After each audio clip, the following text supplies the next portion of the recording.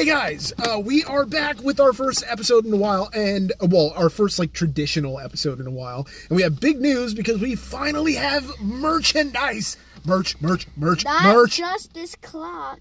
Oh yeah, of course, not just the clock. We have a whole array of things over at our Redbubble page. If you just search Limited Time Roman, you'll find our store. We have everything from stickers to phone covers and cases. Yeah, there we go.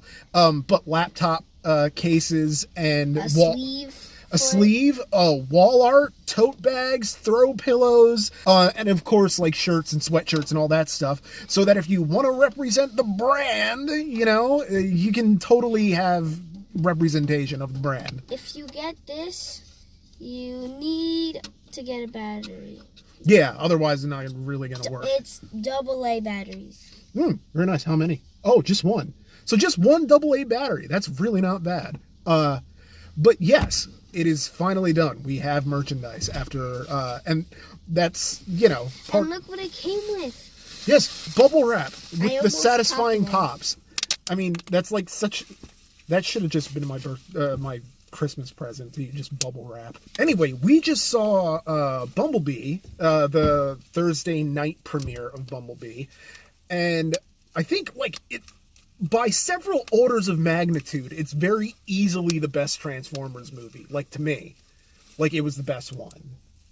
You know what I mean? Because, okay, it wasn't this bloated, overlong thing. I've liked the other Transformers movies, but I feel like they go on too long, and the amount of, action in the end of it ends up getting kind of exhausting after a while.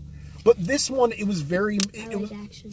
Yeah, well, yeah. But, I mean, and Michael Bay has even said, he basically makes these movies for, the 14-year-old boy in all of us who likes cars and explosions and everything. But, basically, it's a more character-driven story, and the way that I kind of saw it is, a love letter to, the relationship between Charlie, who is Haley Steinfeld's character, and Bumblebee. It's a metaphor for, they want you to think that it's the relationship between her and her late father, and it's a metaphor for that.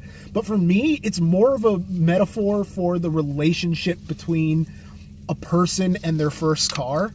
It's a love letter to anyone who's loved their first car and sort of has that bond with it that you'll never have with any other car. Even some of the lines that she says to Bumblebee, it's just weird in that if you reframe it and recontextualize a relationship as someone talking to their first car, it's a great movie. And you know what else? The first 5 minutes really made me want to see a movie that's entirely on Cybertron with no people in it.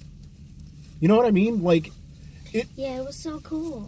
Yeah. Well, I mean, but Optimus is boss.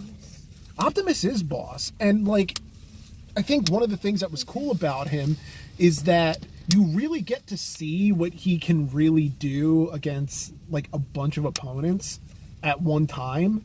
And it's very brief too. The opening, well, I'm not going to spoil, I'm just going to say the opening of this movie has a really cool look into what I think a visual representation of Cybertron would look like. And I know we've been to Cybertron before in the other movies, but this was almost more like the cartoon Cybertron. Everything was brighter, the colors. It felt like Cybertron right before its fall, but not at its peak.